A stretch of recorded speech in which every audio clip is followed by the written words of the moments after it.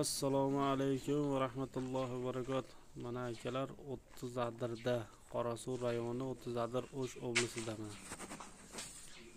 Birinchisi mo'ykamiz, ikkita bo'lmali mana. Idish yuvib quritadigan setkalari bilan. Mo'ykadan keyin mana rabochiy stol. Rabochiy stoldan keyin filaga, choy qaynatgani, suv isitgani. Filagadan keyin pechka, mana pechkaning ustini ham termostoyka kraskalar qo'ydik.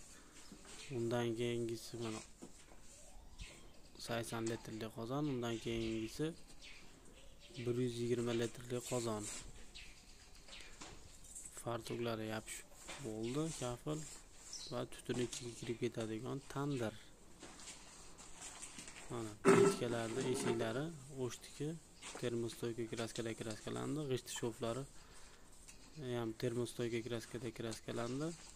G'isht o'ziga lak berildi, tutun ichiga kirib ketadigan tandir mana bitta. Prostoy tandir, tutun ichiga kirib ketadigan tandir.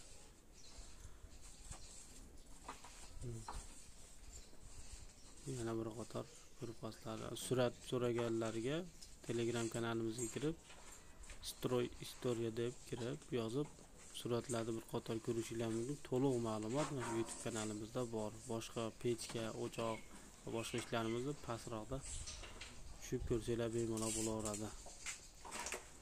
Tochkalari 4000 so'mdan 12000 so'mgacha agar sizlar materialini olib bersanglar, materiali bilan birga qilib beringlar desalar, biz borib hisob kitob qilib qancha pul ketadi ekan deymiz.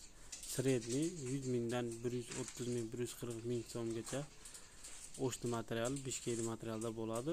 O'zbekistonda material 90 ming, 100 ming, 110 minggacha bo'ladi. Rossiyaning materiali 150 ming so'mdan 300 ming so'mgacha ketadi.